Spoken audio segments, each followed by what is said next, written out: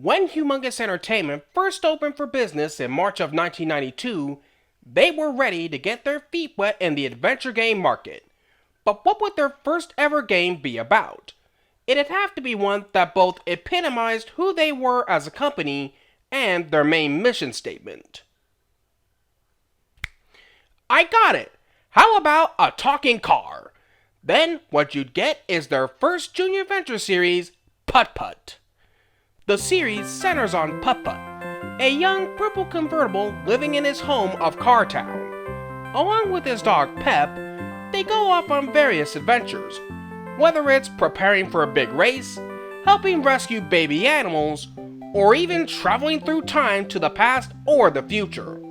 Through it all, Putt-Putt does whatever he needs to accomplish every goal, but also selflessly helps out others with their problems. He's just that good of a guy. It all started in the mind of Humongous's CEO and president, Shelley Day, who first originated the character as a series of bedtime stories she would tell to her child, Travis.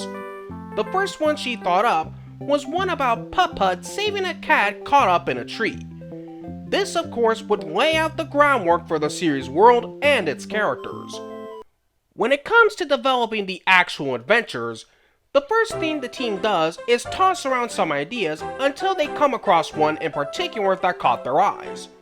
From there, they put together the game's story and create the necessary environments needed for each game.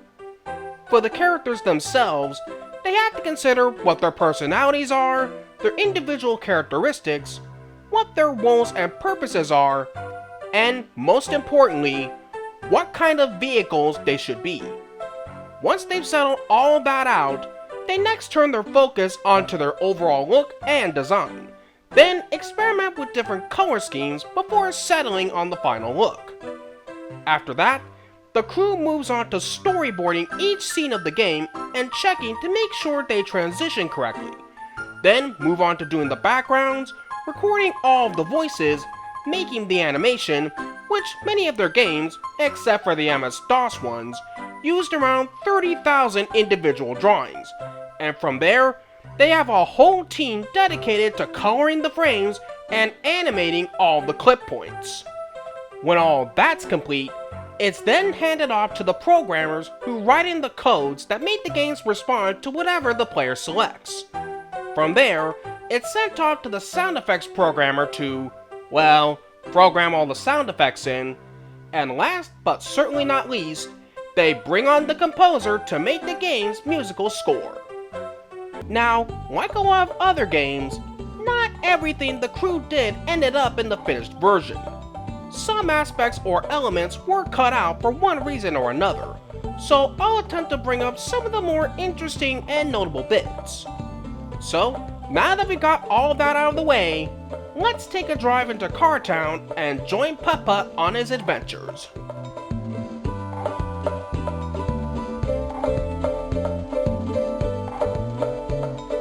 Starting off with Putt-Putt Joins the Parade, Putt-Putt wants to participate in the annual Cartown Pet Parade. But before he can, he first needs to do 3 tasks: get a car wash, or switch it out with a new paint job. So you'll need to earn some money. But how? You could mow some lawns. But I don't have a lawnmower. Here, borrow mine. Gee, thanks.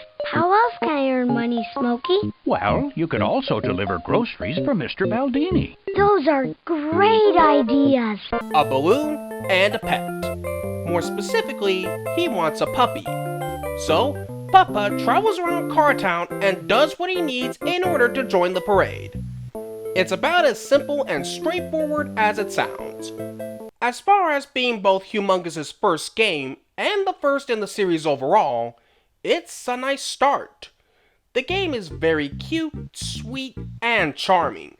It does a good job at setting up Putt-Putt's world, how it functions, what the player is supposed to do, and where they're supposed to go. It's a very simple slice of life plot, with Putt-Putt needing to do a few things before he can join the parade. But for this sort of game, that's all it needs to be. After all, it's meant to be like a kid's bedtime story. Plus, that doesn't stop it from being somewhat relatable. I mean, who hasn't wanted to participate in a fun big event like a parade? Also, it does have some good bits of humor sprinkled in, like this bit. How can we march without any music? I think I can help you. Beep, beep yourself. The gameplay itself is fairly simple, as it only follows one linear game path. But the player can change up the order they do things, like getting Putt-Putt a car wash first, then a new paint job before going to find his puppy. The only elements that are randomized are the street you go to first to mow lawns, and the shape and color of Baby Beep. In fact, you'll see that many of the games follow this formula.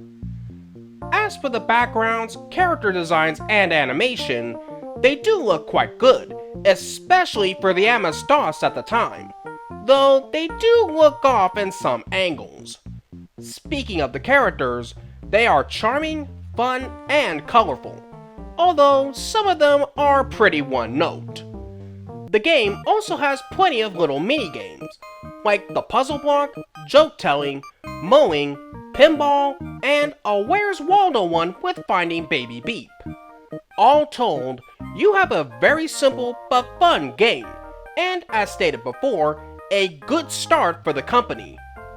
Now, for those of you who have played many of the games, you've no doubt noticed that many of the early ones don't have any lip syncing. Top of the morning to you, Putt-Putt. What can I help you with today? I need to find a balloon to take to the parade. Why is this? Well, there are two reasons. One was, of course, to save on a lot of time and money, as the game had a short production cycle and was made on a small budget of $125,000. The second is because it was made during a transitional period. You see, up until this point, a lot of PC games had all of the dialogue presented in text due to the limitations of the computers at the time. Starting in the early 90s, they were beginning to slowly transition to having the dialogue recorded. Think like when movies moved from silent to sound. However, it proved to be both exciting and very challenging. Keep in mind, the game was being made for the MS-DOS, which had a limited capacity and low resolution even for the time, so the team had to work within the system's limitations. Also, the crew felt adding lip syncing to a CD-ROM game was a technical feat they didn't need to conquer. Plus, it looked better and more appealing to watch random mouth movements. Heck, even after the games jumped over to Windows 95, they never really had true lip syncing. Instead, what they did was add and change some of the mouth positions that were used based on what a character is saying in the moment, and oftentimes would hold on to a specific mouth position, like when a character goes, "Oh," so that their mouths don't end up flapping all about.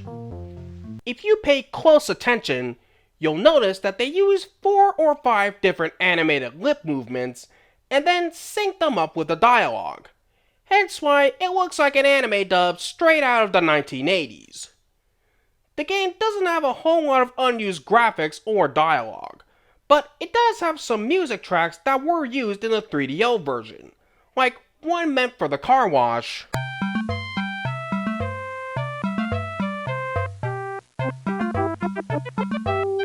one for the monkey band in the toy store window, a MIDI rendition also used on the Mac that plays when the Jack-in-the-Box in the toy store is clicked, and on the floppy disk version, the joke-telling minigame and puzzle block were supplanted by the Box-O-Box clip point that cycles through different animations.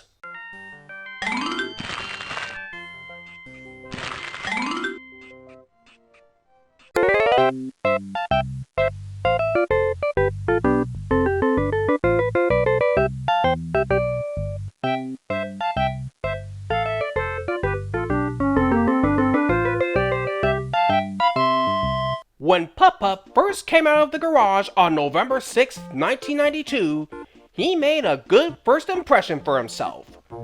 critics gave the game good reviews for its gameplay, title character, and its appeal to kids.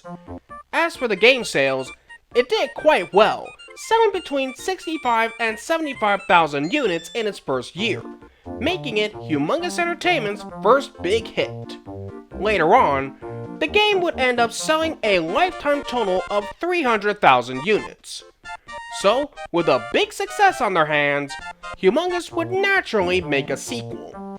The next year would see Putt-Putt taking a trip outside Cartown and the planet in Putt-Putt Goes to the Moon. In this, Putt-Putt and Pep visit the fireworks factory run by his friend Mr. Firebird, who gives him a tour of the place, and they all have a swell time. Oh wait, did I say they have a swell time? What I meant to say was, a large skyrocket gets accidentally launched, sending Putt-Putt and Pep into outer space, and they end up landing on the moon. Because that's a regular occurrence that happens at any normal fireworks factory. Once there, he makes friends with a lunar rover named, well, Rover. In order to get back home, they need to buy a rocket ship. But it's missing a few parts and it needs fuel. So, Putt-Putt has to traverse across the moonscape, retrieving the needed items so he, Pep, and Rover can return back home to Earth. Boy, talk about stepping up the level in nearly every aspect. The team did an admirable job expanding Putt-Putt's world and stepping up the adventure aspect. While the first one was more of a slice of life story and had more of a, pardon the pun, down-to-earth tone, this one definitely felt more like the kind of adventures they later do in the other series. Sure, the way the story is kicked off is pretty crazy, but once they get to the moon, it becomes the classic getting home plotline, with the added spin of needing to get back from the moon and fixing up a rocket in order to do so. One nice touch added was having Rover, Putt-Putt, and Pep working together to get the steering wheel. Speaking of Rover, his backstory and flashback is interesting as it's notable for being the only time humans are ever seen in the Putt-Putt universe. The name's Rover. Adam, I got quite a story to tell. I was brought here from Earth by some astronauts, but when they went home, I was left behind. That's too bad. There's also one nice bit of meta humor, where one lyric in the theme song pokes fun at the fact that Putt-Putt's sprite is always smiling, even when faced in a bad situation. We're glad that you're happy, but Putt-Putt make it snappy. The gameplay once again has the player follow a single path, and having Putt-Putt gather up the 5 needed rocket components. But it randomizes things up more than the first game did, like which key you need and the apartment floors you have to go to. Not to mention, the puzzles in this require more creative problem solving and memorizing. The backgrounds do a great job at capturing the look and atmosphere of the moon's surface, and the team really got creative with the locations the player goes to and the variety of designs for the aliens. Which brings us to them. The new characters here have more personalities than the ones in the first game did, with Mr. Firebird and Rover being particular standouts, with the former's eccentric voice that's emulating Pee Wee Herman, and the latter's aforementioned backstory. Of course, it's also got plenty of fun minigames, including Bear Storming featuring Fatty Bear, Alien Tag, The Observatory, Simon, and the Moon Maze. One noteworthy aspect about the game is, this is the first Humongous game to have music scored by George Alister, the Fat Man Sanger, who would go on to be one of the company's mainstay composers for several of their games. So, with all of that, you've got yourself a very solid follow-up. Now, before I get into the next section, I want to briefly talk about the game's demo. What's so special about it? Well, it's the only one to have a puzzle not found in the actual game. No other demo they made before or after it had an exclusive puzzle in it. Like the last game, not a lot of unused elements in this one, but once again, there are plenty of unused music cues unique to each version, including 7 of them on the 3DO.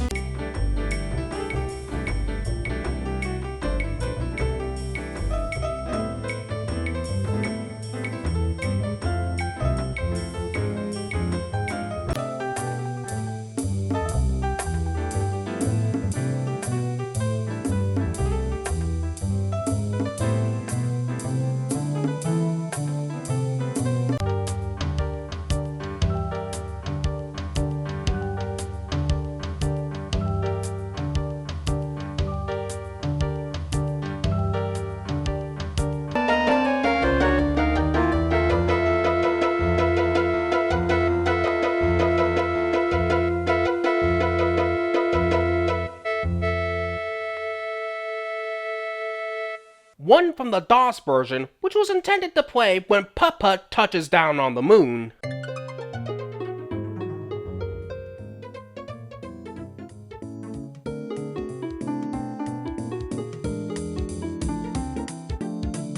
And a different instrumental version of the title music.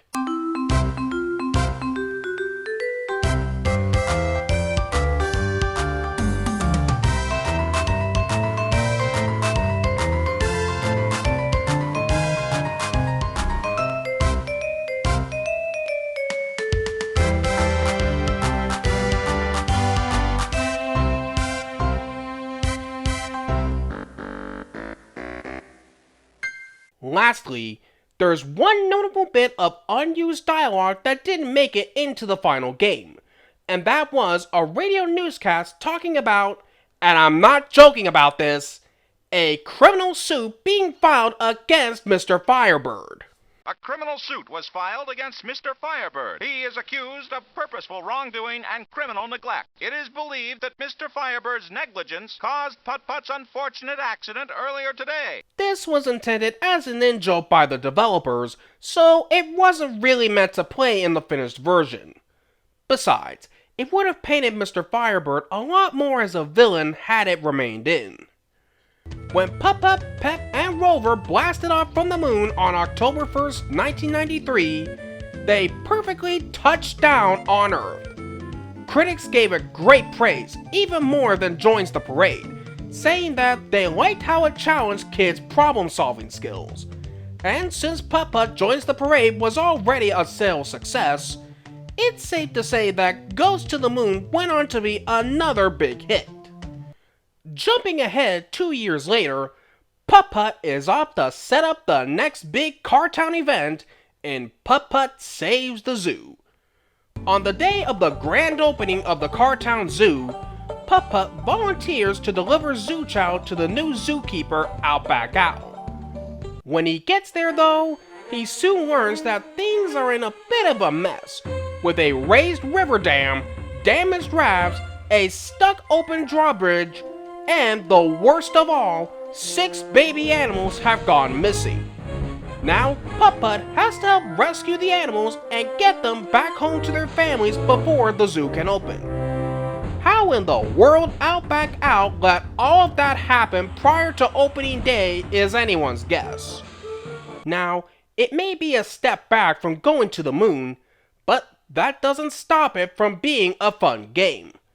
The story this time is more of a day-in-a-life scenario, with helping to fix a soon-to-open zoo and the added spin of needing to rescue some baby animals.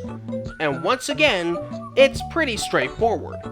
Putt-Putt has to help each baby animal out of their specific predicaments, but it does vary up how they're stuck, and it does play around with the areas of the zoo and the animals living in it.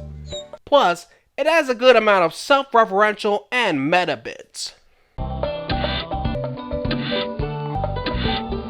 In advertising tie-in. We very creatures, we're very pleased to meet yous. I haven't written this verse yet, but I will write it, and it will sound much better than when we had a wet.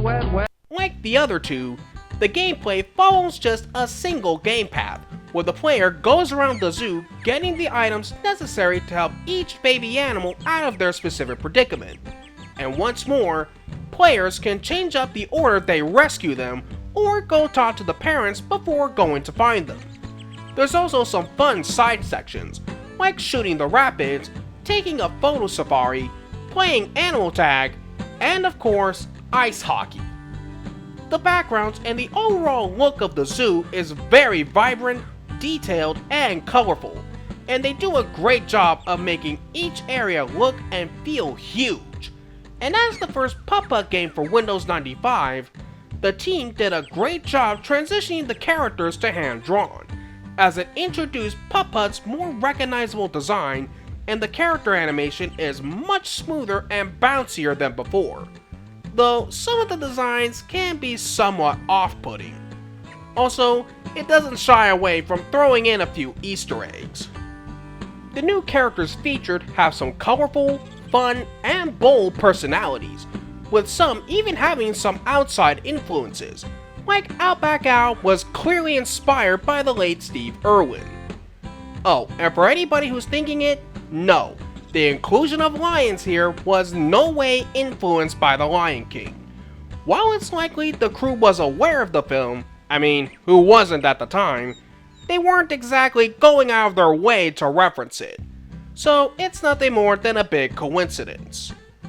Now, the game isn't entirely flawless. For one, as this was the first Putt-Putt game fully animated and hand-drawn, there are many times where the characters would go off model in certain scenes. One example in particular being with Baby Jumbo during his encounter with the giant mouse, as he would constantly change positions in different shots. Now, this was because the animators had to properly composite him in. Another one would be that, unlike the previous game, this one doesn't have as many randomized items. Apart from the wrench shape switching out and the usual staple of changing Putt-Putt's color, not much else gets randomized. But even with those setbacks, this is still another solid entry in the series. Now, a couple of trivia notes.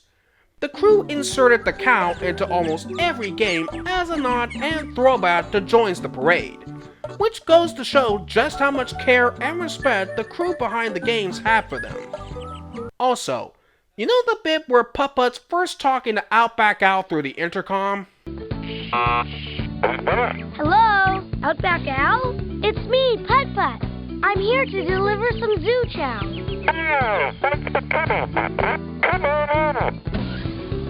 The way they achieved the effect was by recording Bob Zank speaking through a walkie-talkie. They could have just done the normal process of placing a filter over the voice, but it's great to see they went the extra mile for authenticity. Also, in the calm part of the rapids, the music cue used in it, Echoes in the Jungle, sounds a lot like a nod to dueling banjos. That was fun!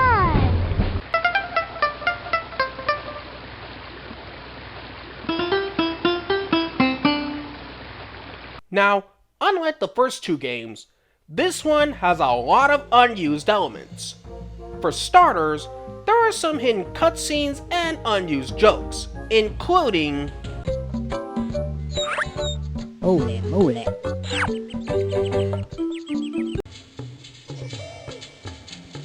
They're moving in herds.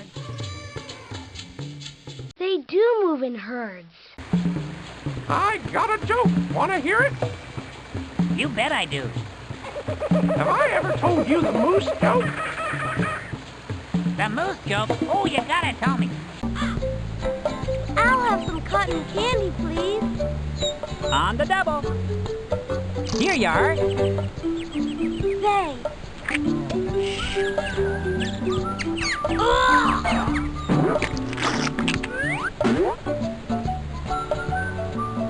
it also has some interesting unused graphics, Like, the penguin section originally had its own fat kiosk, and even had animation done for it, but it was ultimately removed from the final game. And it was a fairly late change too, as all that was done to hide the kiosk was overlay another graphic over it. But one can still see its shadow, and it can be seen in the save load pictures. Next, there are storyboard sketches for a clip point involving the monkey getting knocked off the vine by another monkey and narrowly escaping the alligator. Then, there's a wild developer's joke with what looks like Bigfoot whacking someone to the ground being seen through the telescope. It's a fairly old leftover as it uses a different image format compared to the other telescope images. Also, there's this picture of Mr. Baldini. Now, in the original release, it wasn't possible to take his picture since, unless he was talking to Putt-Putt, he's always inside his store and using the camera on the door does nothing. But this was remedied in the 1999 re-release. Lastly, there's this image for, of all things, Putt-Putt's driver's license. It can only be seen as the second to last image in the credits when one adds in this line of code. Now, what would this game be without having some unused audio? Firstly, there's some unused music tracks, like a generic Jungle Land drum beat track.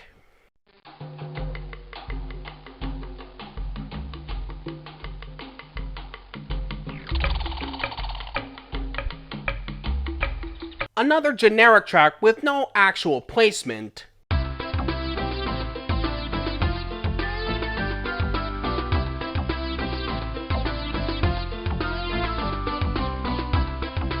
An instrumental version of the Rhyming Gibbons backing track.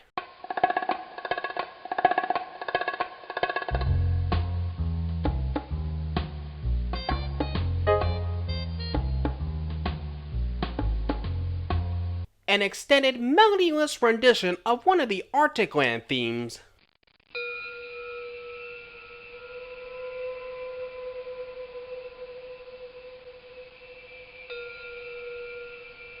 And a penguin bop beat that doesn't play.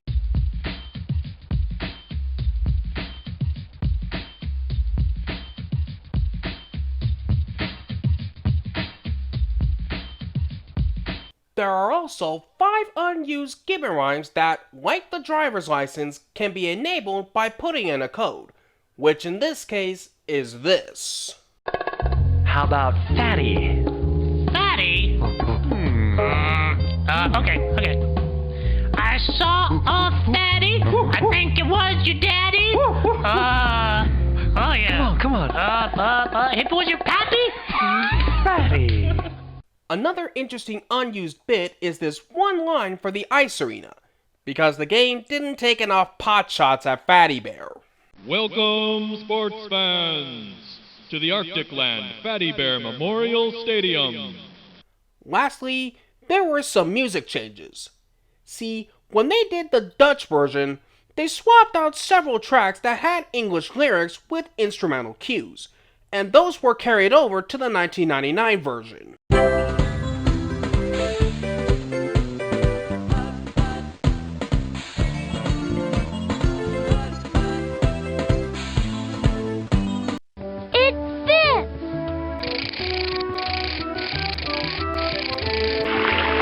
Get ready, Sammy! You're going swimming! Putt-Putt save the zoo. Putt-Putt save the zoo. Putt-Putt save the zoo. Putt-Putt save the zoo. Here you go! Hot cocoa?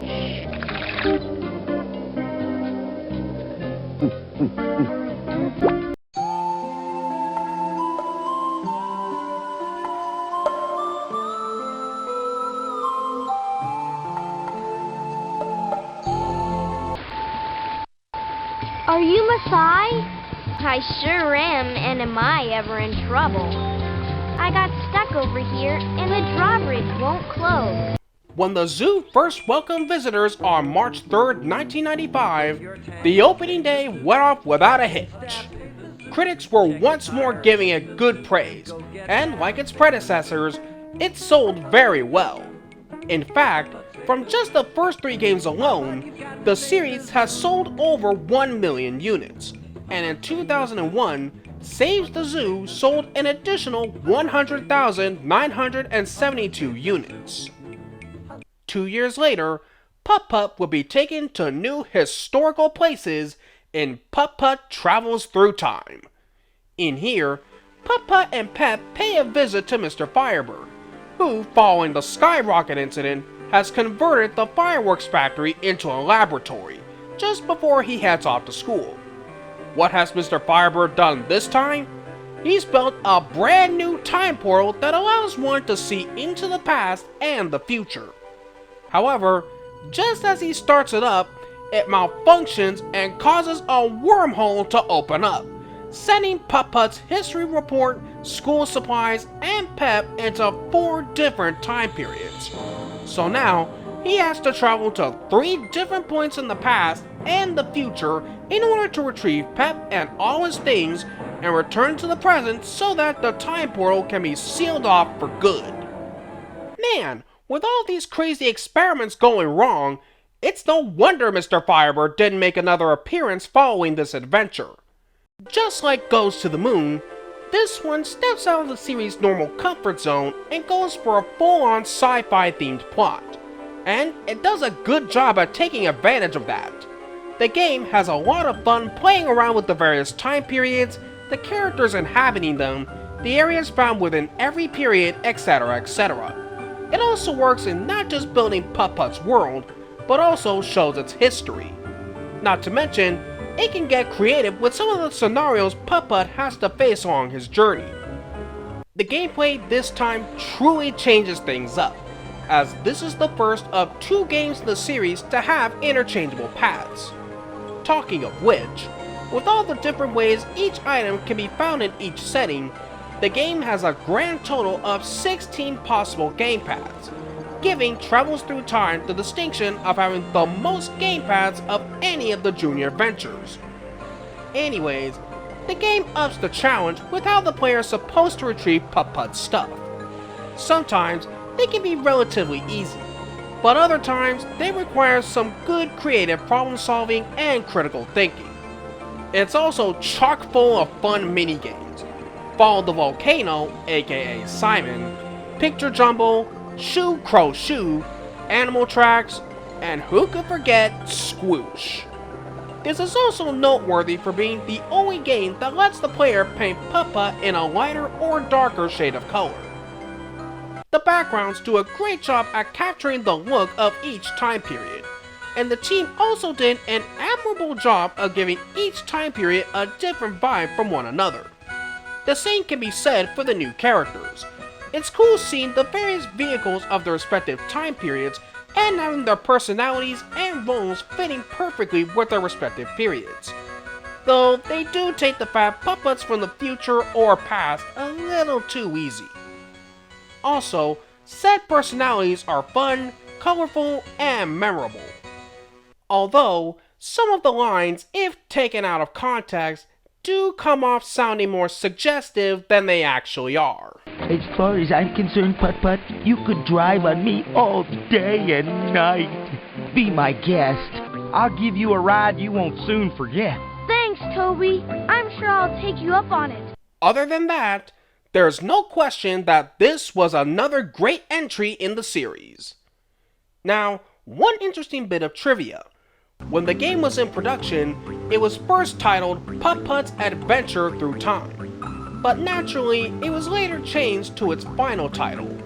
I guess going with Putt-Putt's Excellent Adventure would have been too obvious of a choice. For the unused elements, there was a second arcade in the future section, as evidenced by this arcade game room on the room select map, which suggests there were going to be 2 arcade games, or it was reworked and moved to another room. Next, there's this amusing Easter egg, animations of what look like self-caricatures of some of the animators hanging out at the end of the desert.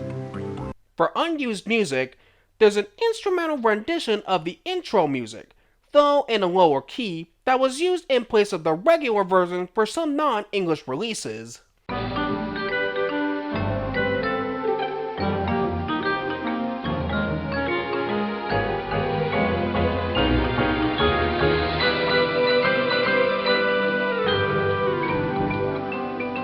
And 2 songs from the Happy Bar Max Wellington that don't play at all. Help me zip the dragon ass, trying on a saffron dress. Said the maiden so smartly tasked, you're too big, I must confess. The maiden donned a pretty bonnet, and the dragon found a dress that fit. So off to the royal ball they split, and they were a total hit. There's also some unused dialogue for Putt-Putt, including but not limited to, Wake up, Pep! It's muddy around here. It says, shh, quiet. Here's the punch card for the book I want, a story about some animals. Speaking of, by far the most unused content comes from the silly story maker. First off, since King Chariot will never ask for a story of a hero, a scale, or a Pajama Sam, the voice clips done for them can never be heard. Is that cheese that they're throwing? Next, there were 3 unused stories, and 2 of which had the narrations recorded. One about a magician, another called Too High, and one about kids, which contains some not so subtle plugs to the other series that only exist in text form. One last bit of trivia. The crew wanted the game to start with a fade-in before the intro, but had to scrap it since computers at the time couldn't handle the palette animation. But they were able to add it back in when the game was re-released in 2002. When Putt-Putt returned to the present on June 6, 1997, he had succeeded in his mission. It was the 4th best-selling game in the PC Kids Edutainment category that year, and critics were lauding it, calling it outstanding, delightful, and uncomplicated, in a good way, while also giving praise for its abundance of quip points and for being more challenging compared to the other games in the series. The next year would see Putt-Putt entering his biggest competition yet in Putt-Putt Enters the Race. In this one, Putt-Putt is invited to join in on the annual Cartown 500 race on behalf of his good friend Redline Rick. However, before he can enter, he needs to get 4 special items: special gasoline, racing tires, a safety helmet for Pep, and a racing flag with his official number on it. Thus, Putt-Putt travels across Cartown getting the things he needs, while also helping the other denizens with their problems before he's ready to tear it up on the racetrack. This is a story that just makes perfect sense. After all, it's a series about anthropomorphic cars. You kinda figured they'd eventually do a racing game. After the sci-fi adventure of the previous game, this one returns to a more slice-of-life based plot, and it does a good job at setting up the main goal, where the main locations are at, and what Putt-Putt has to do to get them. On a side note, the game, in many aspects, is essentially an updated version of Joins the Parade, with Putt-Putt needing to get specific items before he can join in a big event. This is just something I noticed when playing through it. The gameplay naturally has you going around Cartown, doing various tasks, and gathering other items in order to get the 4 needed racing items, and it does a good job with varying them up. This is also the only other game to have any interchangeable paths, though not as many as the last game had. It was so nice to see Cartown again after several games. Sure, we got a glimpse of it at the beginning of Saves the Zoo and in Balloonorama, but this is the first time since Joins the Parade that it's been fully seen in its entirety.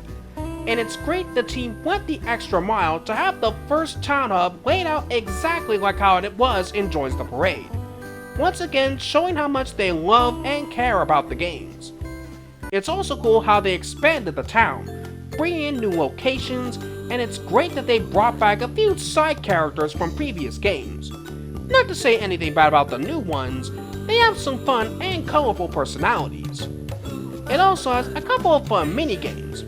Race Pachinko, which actually does require some good timing and strategic thinking, and the actual race. While rather simple in its mechanics, since all you do is just move left and right, it is somewhat challenging given the obstacles the player has to deal with. Crashing or bumping into other racers, skating across oil slicks, and ducks waddling across the track. But if one can avoid those as much as they can pretty much turn the race into a runaway. There's one amusing bit that happens where, on the path where the shed is on fire, if the player dials the operator first, it'll transfer over to 911, and it's the same voice doing both roles. Hello, this is the phone operator. How can I help you? There's a fire! Please hold while I transfer you to 911. This is 911. Please do not hang up until I tell you to. First, what is the problem? Now, this game is not without its problems. For starters, the Pounding Nails minigame is so simple it can get repetitive very fast. Next, there's the whole collecting bottles section. Although an easier and more convenient way to earn coins than going back and forth to the bar multiple times, the player has to collect and recycle 3 bottles in order to get 1 coin back. And sometimes, they won't appear when the player really wants them to, so one will keep going back and forth until they finally spawn, which can lead to a lot of frustration for some players. Lastly, we have the farm maze. Whoo boy! While it does work in making it challenging to get to a particular fruit or vegetable, it is quite tedious, as Putt-Putt can only go as far as the player clicks down the path. It doesn't help either that the maze is huge, and some of the paths can be confusing. Not to mention, Putt-Putt has to be in the exact spot in order to pick any of the fruits and vegetables, and unlike the maze in Goes to the Moon, he won't automatically exit the maze once he gets all the produce he needs. Aside from those bits, this is another solid entry in the series. There's not a lot of unused elements in this one, but it does have some intriguing pieces of unused dialogue.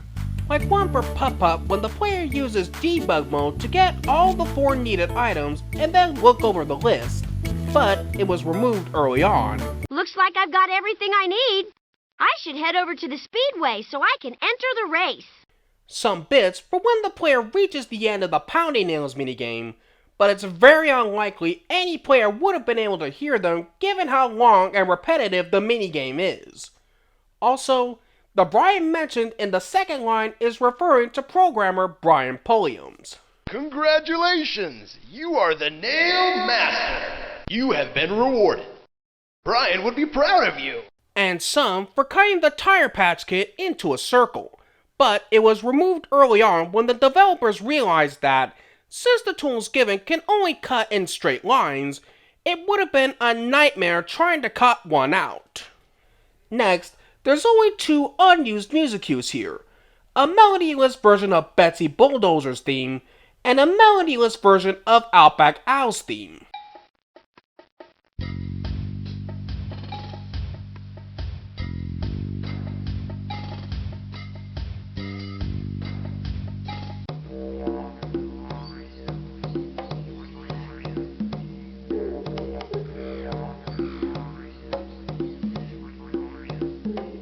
Then, there's a hidden clip point where, if the player holds down shift and clicks on the green car in the Speedway garage, they can skip the whole body of the game and just go straight to the race. It was likely used by Humongous to get some promo shots. Lastly, but most fascinatingly, the preview for the game partially remains in the finished version. It can only be triggered by running this script code in Room 24 in the debugger. The game was first unveiled at the 1998 Electronics Entertainment Expo in Atlanta, where it went over quite well.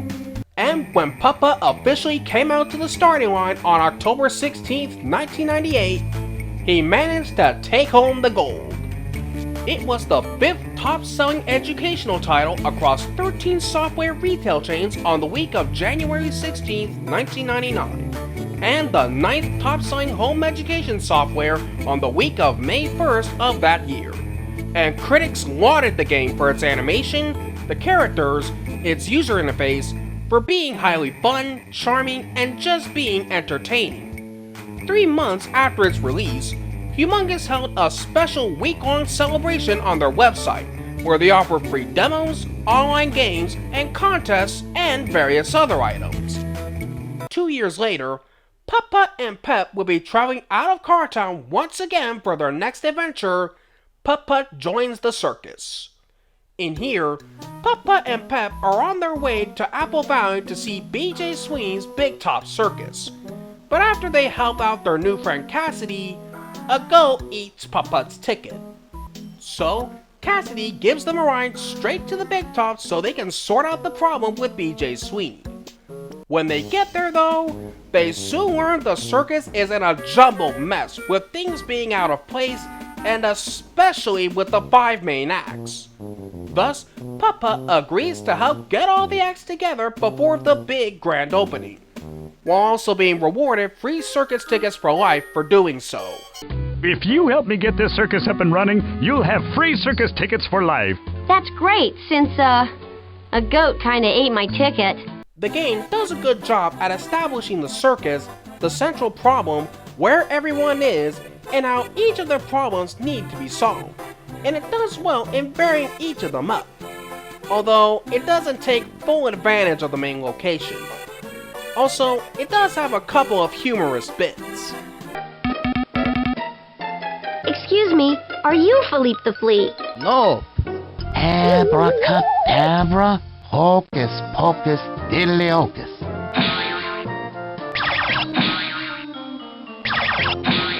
It's also interesting to see how these sentient cars are able to perform their acts. And unlike many of the now defunct circuses, the animals here are actually happy to be a part of it. For the gameplay, they decided to go back to having it follow one linear game path like the first 3 games had. Unfortunately, this is a rare instance where it's actually detrimental to the overall gameplay. Because it sticks to the same 5 main acts and the same problems, it doesn't have a whole lot of replayability, and it could have benefited from having some interchangeability, though some of the ways the problems are set up are a little clever.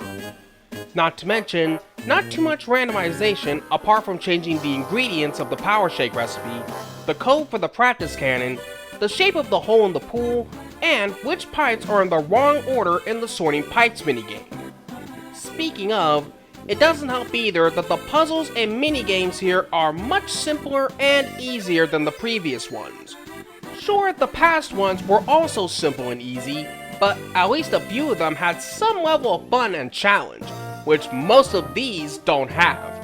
The only exception is the one where you have to find Philippe, as it does keep players guessing where he could be, and it's actually challenging. The cast of characters here are a very mixed bag. There are some fun ones here, but a majority of them have very one-note personalities. Also, the ending is really short and kinda feels like an afterthought. I mean, after all the effort and helping get the main act sorted out, what are Putt-Putt and the player treated to as a reward for their hard work? A couple of lackluster minigames and a very quick glimpse of all of the acts performing their routines. Boy, talk about a huge missed opportunity. Now, all of that being said, this is still far from being a bad game. There are plenty of good things going for it.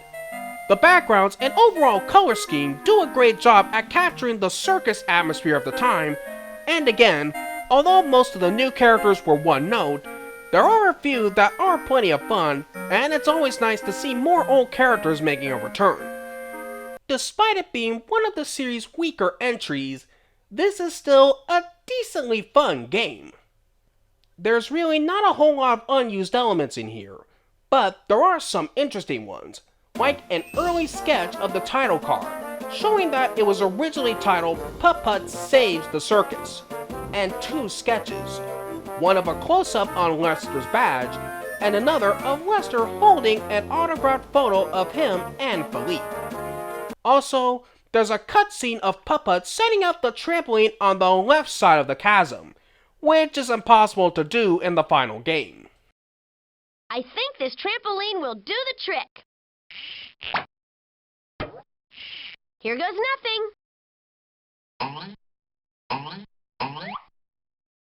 Lastly, there's only one piece of unused music that's not known where it was going to play.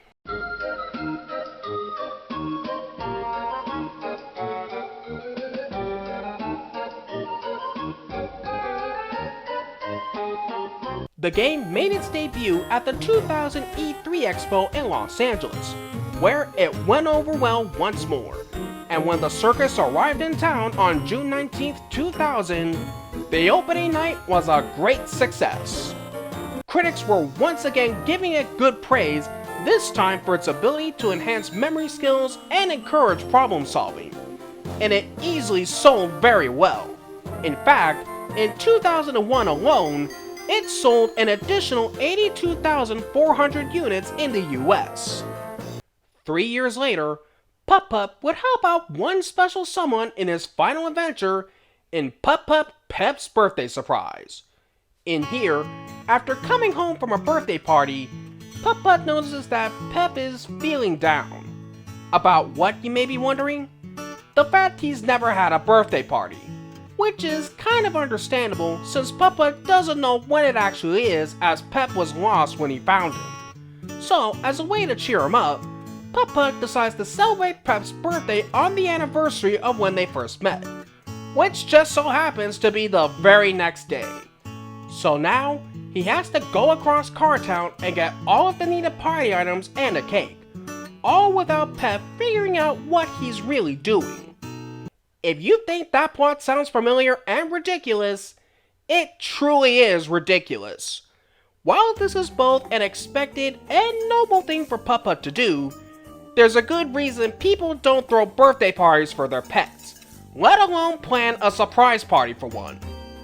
This plot has plenty of potential and could have allowed for some character building and growth, since it would have worked a lot better if the surprise party was for one of the side characters, like Rover.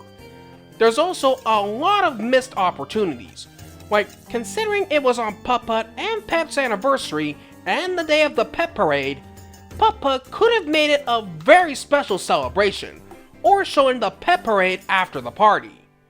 Not to mention, by having Pep with him the whole time, this created too many instances where Pep should have heard everything or been suspicious about what Putt-Putt was really doing, like continuously asking him to get cocoa for him or Mrs. Goodbake, or being sent off to play with one of his friends.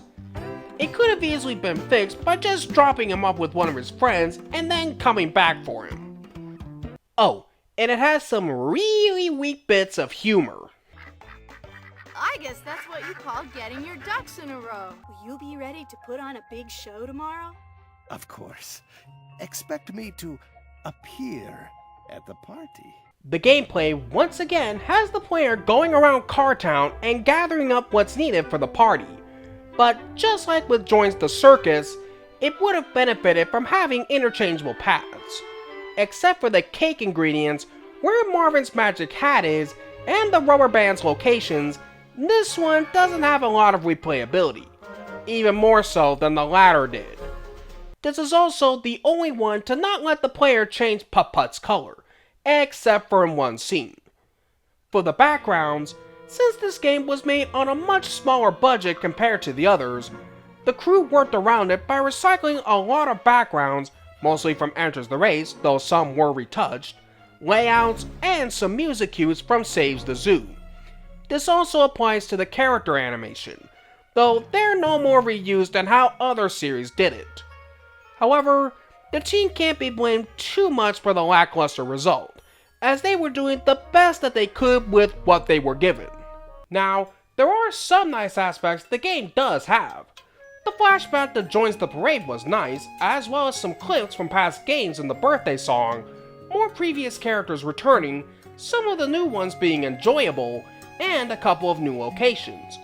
Plus, the milk, egg, cake decorating, dog collar, and bunny minigames were decently fun, and it does randomize things more than Joins the Circus did, with the aforementioned ingredients, rubber bands, and the magic hat.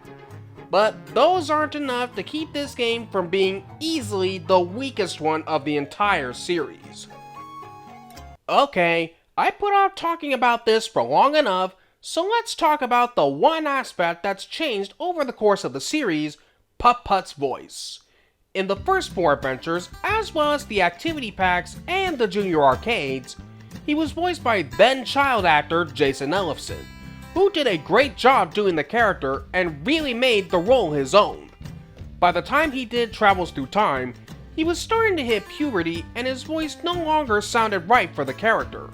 So, for Enters the Race and Joins the Circus, they brought on veteran voice actress Nancy Cartwright to do the voice, and she did a decent job doing the character. As for Pat's birthday surprise, due to Humongous' financial struggles and the game's limited budget, they couldn't afford to have Cartwright reprise the role, so Putt-Putt was recast again to Michelle Thorson, who I'm sure did the best job she could, but her performance just didn't work, and the voice she did really doesn't fit with Putt-Putt's character. Hi, Rover, what's up? The steering wheel, that's what.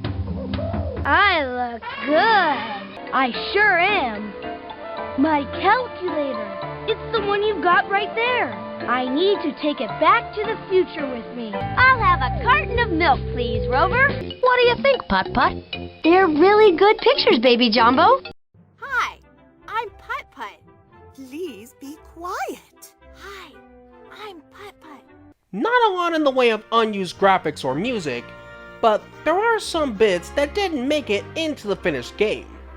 Originally, there was going to be an apple orchard minigame where the player would have collected more apples and brought it back to Baldini's grocery store, and a decorations minigame, but it's unknown what it was going to be. Also, the rubber bands were all going to be different colors instead of having them all be brown, and there was going to be a party box that would have tied in with the cancelled decorations minigame. Plus, it, along with the confirmation card, were originally going to be separate items from the party bag. Finally, there are 3 unused clip points. One for the left light of the firehouse that was removed because the lead artist, Lee Berry, didn't like it. The second is one in the sharpening area involving a hang gliding egg. The reason it was removed? It was considered too weird. Yeah, like it's any weirder than the other clip points the company had done over the years. The last is in the party store where it had Fatty Bear unzipping his head to reveal either Pajama Sam, Freddy Fish, Spy Fox, or Pete Wheeler. No official reason was given as to why this one got taken out. Would you like to come along? Okay, I'll be right back. But... When Putt-Putt invited players to the party on August 19th, 2003, it was met with a rather mixed reception. Critics gave it some good reviews, saying that they enjoyed it for its educational aspect, while fans criticized its gaming mechanics, reusing backgrounds and animations from previous games, and for essentially copying the plot of Fatty Bear's birthday surprise. So, it shouldn't come as a shocker that the game didn't sell very well.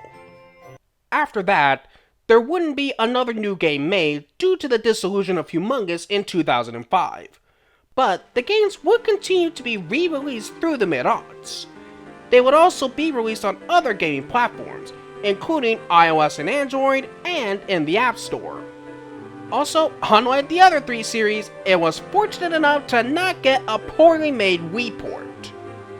Over the course of its run, Putt-Putt would win various awards, including but not limited to Software of the Year, Best Children's Title, a couple of All-Star Software Awards, and a couple of seals of approval.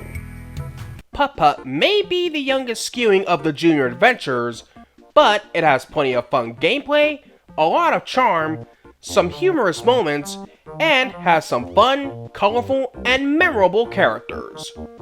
Next time, we'll be taking a dive into the ocean for Humongous' next adventure series, as we'll be uncovering and solving various mysteries alongside a young goldfish and her best friend.